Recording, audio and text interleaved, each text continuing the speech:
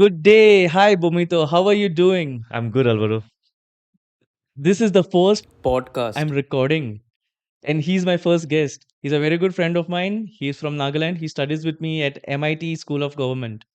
So, Bomito, how have you been? I'm good. I'm good. How's the How have political? you been? I'm been good. Yeah. Thank you so much. Today we are discussing about Nagaland and a little bit of the Northeast. My friend here is has started something special. I'll tell you at the end of the episode. We'll start with so how's the political situation in Nagaland? What's the assembly situation in Nagaland like? Who's the dominating party? Or can you Okay, like okay. brief us on So that, please? basically, you're asking what is the current scenario, right? Yes, yes, the assembly, how it is. So Who's the chief currently, minister? Nagaland is in a very unique state Yeah, oh, because interesting. we do not have an opposition. You We don't have have an opposition, no. like not one person, like It's all the seats are like, no. It's an oppositionless government oh my days, like everyone currently. is in the Yeah, government, you mean? with Oh, NDPP having 25 seats leading. okay. Now Uh, that's the local party, right? yeah. The national. Okay, Then we have the BJP with 12 seats. okay. Then the NCP Hmm. with 7 seats. Oh, interesting. Yeah. That's very And interesting. also you have the NPP with 5 seats. So I think 7 to 8 parties together they form the government. So everyone is together and they are all sitting in the government. There's Yes, no there's no opposition, oh and this is not. It has happened even in the previous term. So this is the this second term with opposition. this is very unique. Yes, This is not a healthy democracy. and also the current CM is on his 16th year. Run. 16th Yeah, year, my days. That's yeah. huge. But As a chief minister. having everyone in the government and not having an opposition voice, it's very unique. But Yes, I think it's a very. I personally, I feel it's not healthy for our democracy. yes, yes, definitely. But yet, everyone being in the government, how is it that Congress won a MP seat over there? That's like very unique. Yes, And this it was definitely a very remarkable achievement because Congress was in oblivion in Nagaland. They had a very weak organizational structure, almost non-existent organizational structure. oh, see. But despite that, they won. It's the lone Lok Sabha seat, and the last time they won was in 1999, as far as I remember. That's Uh, a long time ago. That's just so close to it's, my birth year, but guys. yeah, I think many issues played to it actually. Like Interesting. issues like the Hindu nationalism, I see. issues like the Uniform Civil Code, Mm. which was people felt that it will impact the tribal culture and Yeah, traditions. yeah. You all have a separate Yes. thing going on over there, So right? basically, even church played a very active role this Oh, time. this is also very interesting Yes. because even in Goa, the opposition was always like the church has played something, meaning opposition at the moment in the south was the Same here. BJP. Even they were accusing the Yeah, church for yes, yes. mingling in politics. That's very unique. That's a very controversial thing. But then everything kept aside, the we are playing religion-based politics. So if institutions are not there, then Yes. yeah, yeah, that's very funny. So basically, for our state, I think even for your state, you're a Christian majority state. Yes, we Or are a Christian majority. No, not exactly, but we are a sizable number of population. I wouldn't say a complete majority. so for us, it's almost 87 to 88% of Oh, population, Christian population. that's huge. That's not So I like Goa. think Yeah, the BJP politics is backfiring now. I So I see. think they played a huge role in Congress I see. coming to power this time.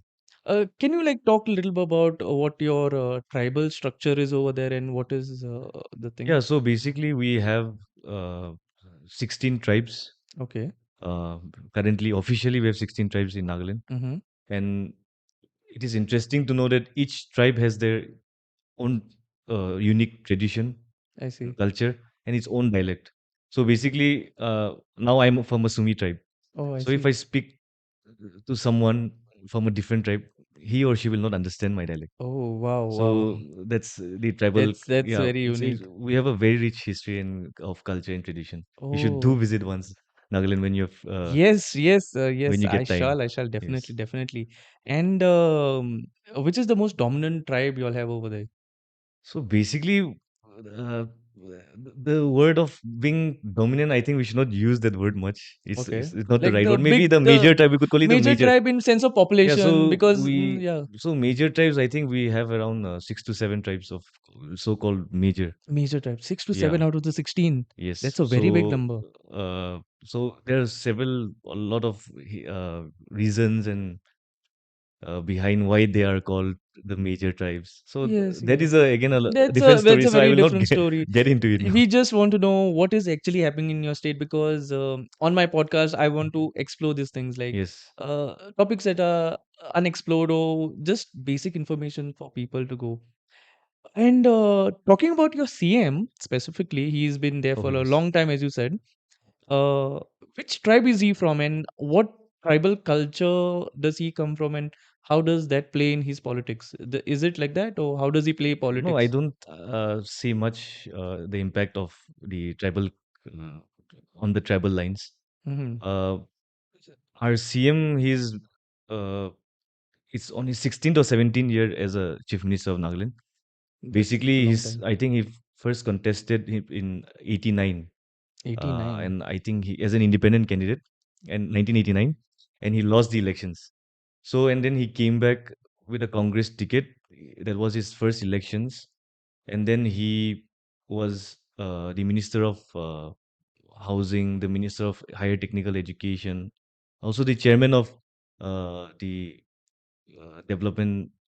I mean, the So he's chairman of been actually a very seasoned, experienced politician. yes, yes. People Yes. actually attribute it to his influence or more of money uh, influence, but I do not believe that because we have to appreciate the vast experience it's almost Yes, 35 true. years of We, whoever it may be, we should always respect the yes, it's person's almost 35 experience. years of political experience that 35 you years cannot of, just wipe it off. yes, yes. And That is not very only true. that, in he has hold various kinds of portfolios, so he has a lot of experience in even in So terms of he's a governance. multi-dimensional politician with multiple portfolios Yes, at his credit. yeah. So I think he's a very seasoned, experienced politician for sure. I see, that's nice. So what are the shortcomings do you feel that out of all the experience he has, what the shortcomings do you feel? Is age is a limiting factor, or is it like his cabinet is a limiting factor because yeah, there's no opposition, or you have to please everyone, yeah, after that? Yes, How is that? no, I mean limitations. When it comes to limitations, yes, I think now it's been a long time that he has been in power. He's the one that brings stability. Like since he's been there for a very long time, Yes, yes, the moment correct. he leaves his seat, I He's think like the center point there where could be everyone comes a together. political chaos. That's what I feel. Yes, that is true. You all, the grooming of leaders is very important. Yes, so I think yeah, now he's a very seasoned, experienced politician for sure. That's perfect. That's perfect. Who's another very interesting political character do you find who's maybe young, or who do you relate to? So now, basically, for me, see, apart from this chief minister, if you see the deputy chief minister, Okay, what's his so name? he's from TR Ziliang. Okay. So he also is on the same page in terms of political experience. He has never lost in elections. I think he's on his seventh term as a member of Legislative Assembly. Oh, so that's So also a long he is time. also a very seasoned politician. Yeah, Apart from that, we I think there should. are lots of young leaders that's coming up Yes, in the Nagaland. youngsters actually have to take more interest in all of this. And It's high yeah, time that we own up to our generation, and we own up to the responsibilities that our generation has to put yes, forward. I think youths or I mean young leaders should definitely come to power. Otherwise, we need to, Encourage them, encourage. encourage young leadership. Yes, Even the older generation, I feel, has to play a role in this. What do you think? yeah, I mean definitely we need their guidance and experience. That is for sure.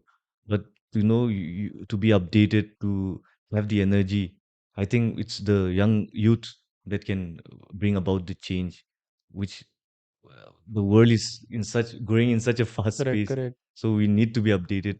And I think now it's time to bring a change. Yes, yes. It's basically, if I can summarize it for you, it's basically like when your chief minister was young, he took up the reins, and now he's went through almost two or three generations now. I Yes, think yes, our generation also needs to take responsibility for our generation and the future generations, and Yes, we yes. also need I to step think up. it's high time we really encourage youth to enter politics. That's It nice. should not be stigmatized anymore Yes, yes, because yes. it is the youth that, it's the our nation comprises, I think we have a highest youth Highest population. youth population, So we correct. need representation. We Otherwise, need it's not representation. fair for our country, Yes, the our average demography. MP or an MLA is Yes, I like think it's 50, 60 something, 60 to 70, yes, I think where average is average youngster, a Indian youngster is around the age of 25 to 30. yes, yes, yes. The average So is very high in the terms of the age average. Yeah, averages are yeah. shocking. The averages are So shocking. I think we really need to encourage youth. It's high time. Yes, yes, that's true. But there was an interesting piece of article that I had read that during the past Lok Sabha election, there were a couple of districts in Nagaland who did not vote. Not a single person had turned out. Four Oh entire yes, yes, districts. What do you have to say about them? yes. It's the basically geographically they are in the eastern Nagaland. Okay, So the Eastern Nagaland ENPO, Eastern Nagaland People's Organization, okay, they always felt that they're neglected in terms of development, in uh-huh. terms of even progress. They're lacking behind the other tribes. So Okay. The other districts yes, so they might as what well they're demanding itself is like a separate a frontier separate. Nagaland, so call it, and then with their own independent administration. Oh, so they So want to they have a separate yes, state or a UT or S- something like that. so the discussions are still going on. I think it has not been settled yet. Yes, They yes. even neglect. They even abstain from participating during the recent local body elections. Oh, So they are being very that's very. But they're being very four staunch about it four in their districts coming demands. together, that's a very big will of the people Yes, I to think 4 change. to 5 lakhs of voters. The CM and the PM really need to take a look into this. Then the Yeah, I Home think Minister and all. it should be solved as soon as possible because Yes, it's we don't want another Northeast frontier, as we say. so. I think let's see. I think the government knows what's the best. Yes, yes. Negotiations are They still going they on. really need more young representatives. That's why. Yes, yes. I think it should be a very proactive. You Yes, know, that's true. when it But comes. it's very interesting that both the young and the old are fighting for something so unitedly. It's very different to see. So yes, it's the Eastern Nagaland as I've told you that they have abstained Eastern themselves Nagaland, from yes. all voting. They've abstained from them from taking part in the elections. This is also not a Yes, very healthy sign of yes. democracy where people have been ignored. Uh, And talking about young politics, the very interesting part of this show will be I we were working on this podcast to with you, and you also wanted to start something, Yes, and yes. you recently just started it, so you were also a little bit encouragement for Yeah, me I to remember I need to come, I need to do this, I we need were to do having this. discussions on we were discussing on your podcast, and then we Yes. were discussing on the community or the thing that I wanted to start. Correct, exactly. We had a very extensive discussion. So your website's up, and the name of your website is Nagaland Policy Nagaland. Policy Nagaland. Yes. That's a very interesting. What is this Policy So Nagaland? basically, this is something that I've just started. It's to build a community on policies, issues regarding Nagaland. So it's very Nagaland specific for now. It's still in a very nascent stage. Yes. So, but yes, the website is on the process. But I've made a page already, Oh, you made a page already. and Okay. I've already lined up some research articles and policy briefs. So basically, the objective of this is that I want to create a community on people being aware of policies in Nagaland. I want to empower citizens by letting them being informed because I think these are very important to be informed about what's Correct. happening around them. Informed citizen is And always a also, better I want to citizen. also guide them or in terms of policy careers or in political careers because people need to know. Like, I think in my state, I don't know about your state. The youths are so much into government jobs, Yes, so yes. So it's true. because they've been conditioned to think that there's no opportunities beyond that. Correct, correct. It's So like every time you ask some yes, youngster, they are like, "Oh, what is there in Goa?" Like, there is a lot. There's a lot of industry, there's a lot of this. But But even then, there is government. You cannot ask government to do everything. Government can be exactly. um, a a thing in the middle. So basically, government should be a more Yeah, like a facilitator, a facilitator. Correct. not Exactly. something you can Exactly. just depend on Yeah, entirely. So, a catalyst. A our catalyst. Exactly. You yes, should be. The government has to be a catalyst catalyst. to start everything. And our youths are so dependent, and like they need to know that there's a world outside. There's a world outside. Outside, Like there's a how world outside, and because it's not healthy to, you know, keep getting stuck in these endless cycles of exams. Like True, true. you don't The get through, experience you that you and I shared in MIT SOG is yes, very enlightening. We went on a lot of tours. We worked in the villages. We saw what the exactly. issue is. A lot So of experiential a lot of learning. experience. So the this is what we want to take forward, and this is what I started this podcast because of this. It's And a very good initiative because yes, we need, like, you a podcast shouldn't be something that you just call someone famous and let him or her talk. It should be something that anyone could come.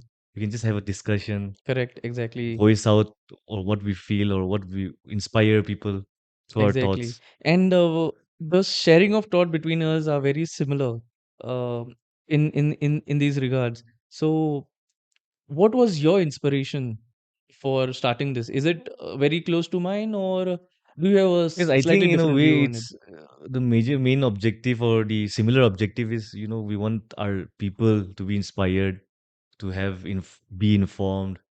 So yeah, for me, my inspiration was something, as I told you, I want to citizens to be informed. And also another thing is, I always believe that I have a belief that when it comes to policy advocacy, it should always be a bottom-up approach, A not bottom-up something, approach. and it should Yeah, be indigenous, not correct. something you impose or a top-bottom approach. Okay, I see. So, That's like what we are trying is to make citizens informed through research articles, through policy briefs, because you cannot expect a common public to keep reading policy hundreds of pages of a single policy. yes. I was So actually going to through make it more your accessible, so what we're trying to do is make policy briefs. Forget even the common public. I think even some legislatures will not be reading such. So I oh think if we yes. brief those policies, I think they can also have an access to it. And I think yes, that way I want my page or to be accessible to all who wants to be aware of policies, to have a clarity. So what we're working on is also key findings and highlights, pointers on major policies affecting Nagaland. I see. I went through your key highlights on Instagram, and you very nicely summarized the uh, policy of Nagaland tourism. Can you for our viewers, can you like have a small brief on that? Yeah, so for Nagaland tourism, when it comes to, as far as I know, in my research that I did, I think I would say that the policy is uh, not much detailed. I think it's more about we will do this, we will do that, but it doesn't say about how are we going to do it. Yes, yes, yes. So Many, not yes, only that. so yes, It's also pertaining to any other state, any other department as well.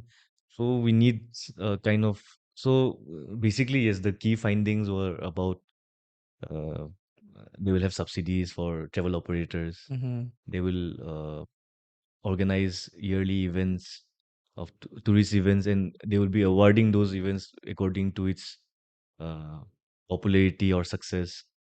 So these were some of the key findings, which was good. It's good. I mean, it's a good policy, but can do much better in my personal opinion. Yes, yes. Since we have got a lot of experience and it is Yes, our vision to go forward, like if our generation has to go forward, at least we can take baby steps towards yes. it. Of course, I'm not a uh, expert or something to comment on it, but then yes, in my study, as far as our experience and in our research, in our own capacity, what we feel is that I think there can be more improvements on it. That's very And also, interesting. when it comes to policy, we have to know that it's always connected with politics. That's So the policy whole and politics goes the P is in both. yes. So what I will also try is connect policy and politics through this platform. That's what I was thinking. So let's see how it goes. It's a lot of work still to be done, Yes, but we just need to definitely. start. You know, we can't Definitely. just I've been seeing you behind yeah. the scenes. You've been Same way tirelessly you working. we were talking about it, and this Yes, we just started. We just have to we just start. started. Yes, yes. We work like kind of pillars for each other Yeah, yeah. to get started. So this is a journey we had today along with you all guys. The journey my friend started his page and I started my podcast, and we are supporting each other both by technical means and also being pillars of support for each other. When he was like, "Bro, should I really start this?" and I was like, "Go ahead." And when I went to him like, "Bro, this podcasting is too I much." myself Yeah, was but so he was the pillar of support to me. So I I wish you really best really of luck. wanted you to start, and I'm so happy that we could Thank you work on so this. much. Finally, we are here. And definitely best of luck to you as well. Best of luck to Yes, you as yes. well. Best of luck to Anytime, you as well. anytime We can you can give always me a connect. call if Yeah, any issues are there. sure. I hope our viewers also support us. Please do subscribe to our channels and our Instagram pages. Thank you guys. Have a good one.